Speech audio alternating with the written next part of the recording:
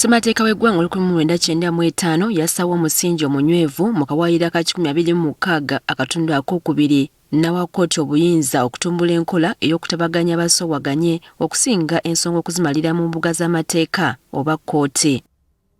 Kino kitegeeza nti ng'oggyeko okuddukira mu kkooti waliwo amakubo amalala agayinza okuyitwamu okutereeza enkayana ekyatuumibwa Alternative Dispute Resolution ADC. Mu buwangwa n'empisa za Afrika abantu abakulu mu kitundu beesigamwangako nnyo okugonjoola enkayana mu batuuze baabwe wabula abafuzi b'amatwale bwe bajja omulimu omulungi ogwakolebwanga abakadde bano baagudibya nga bamaze okugunjaawo enkola eya kkooti ez'amateeka. Nga bwe bagamba nti amazzi gakulukutira gye gali gakulukutidde ensangi zino essiga eddamuzi lyaddamu okutembeeta ensonga y'abantu okukozesa amakubo amalala okumalawo obukuubagano. Okusinziira ku munnamateeka Musa Magala okuva mu Gravitas Associated Advocates, ezimu ku nkola ezimanyiddwa mu mateeka kwe kutabagana oba okwogerezeganya kiyite mediation mu lufuutifuuti. Ebiseera ebisinga enkola eno ebaawo ku biragiro bya kkooti singa ezuula nti omusango oguleeteddwa gusobola okuggweera ebweru waayo so nga n'olumu abasoowaganye basobola okusaba kkooti okutabagana naddala nga obusungu ku kyabasoowaganyizza bukendedde.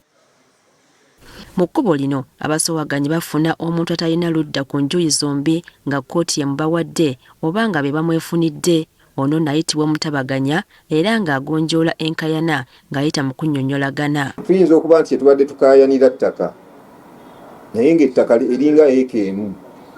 Bwe tugenda mu mediation tuyinza okugamba nti gwe yaloopye bw'oba obadde osuubira okufuna eeka y'ettaka mu mutima ogw'obwa sseruganda mu kuteesaganya waayo decimals 7 oli naye atwale.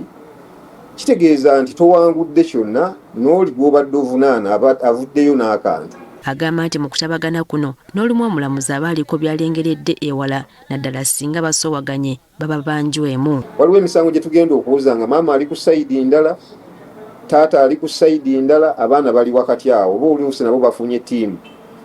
Abaana abamu bagenze mabega wa maama, abaana abamu bagenze mabega wa taata.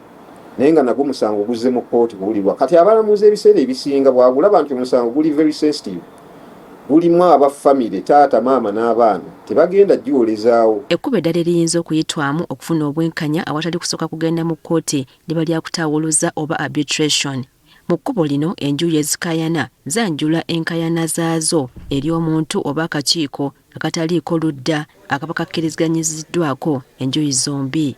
Oyo nno aba alondeddwa okutaawuluza enkayana aba ayitibwa omutaawuluzi. Okwawukanako n'enkola ey'okutabagana buli ludda olusoowaganye gye luviirayo n'akantu. Mu nkola eno wabaawo asingisiddwa omusango era aba alina okukola ng'endagaano esooka bwe yali naddala singa okusoowagana kwaliko endagaano ekugoberera. So bw'osanga endagaano erimu provision ya reconciliation bwagisoma ate toddukirawo kugenda mu kkooti olw'ensonga kikulaga nti baframers b'endagaano eyo bwe baali bakola endagaano eyo kyali mu bbo nti singa wabaawo okusoowagana wakati w'enjuyi zino eziyingidde mu ndagaano ate tosooka kudduka mu kkooti. Ekkubo eddala ly'okuteeseganya. Negotiation eno tuzirabira nnyo mu corporate entities. Kampuni bbiri nyinza okuba nti na supplyinga for example Total Energies Uganda nina bye nagisupplyinga naye nerwawo okumusasula olw'ensonga zeyinza okuba nti yeekwasa zitaatambula bulungi. So mu mbeera efaanana bw'etyo one of the parties asobola okuinitiatinga ne tunegotiatinga. Eyinza okuba nti tugenda kunegotiatinga ku figures oba kye twaliise contractual sum. Kyokka newankubadde amakubo agasinga gakola ku misango gyangassi waliwo ekkubo eriyinza okuyambako ku misango egy'ebibonerezo. Abavubuka oluusi balwana wansi eyo assault oli n'akuba munno oluyi bw'amala omukuba oluyi kavubuka mpaga oli gwe bakubye n'aba munyiivu nnyo n'amaliriza ng'agenze ku poliisi. Wagenda ku poliisi n'ateekayo omusango poliisi n'enyoonyereza kuba gwe mulimu gwayo naye ate ogenda okubatuuza ng'ekibalwanya kitono nnyo bakyasobola okulikonsayiringa. Munnamateeka agamba nti omutabaganya n'omutaawuluzi balina obuvunaanyizibwa okusooka okumanya n'okuwuliriza ensibuko ey'enjawukana kwasinziira okutabaganya abantu bano.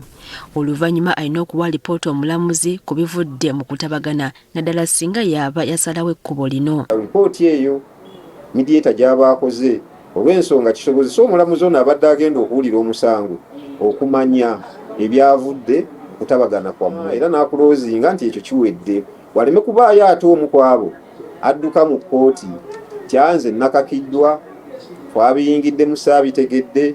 Kinajjukirwa nti essiga eddamuzi lizze lisomesa bannayuganda n'abalamuzi bennyini ku migaso gy'okukozesa ekkubo eddala okugonjoola ensonga watali kudda mu kkooti ng'ekisinga obukulu kwe kendeeza ku misango emiyitirivu egyetuma mu kkooti ez'enjawulo olw'abalamuzi abatono so ng'era enkola eno eyanguyizaako mu kugonjoola enkayana n'okunyweza obwasseruganda mu baba basoowaganye. Priska Namulema, Agafeeyo ku Spark TV.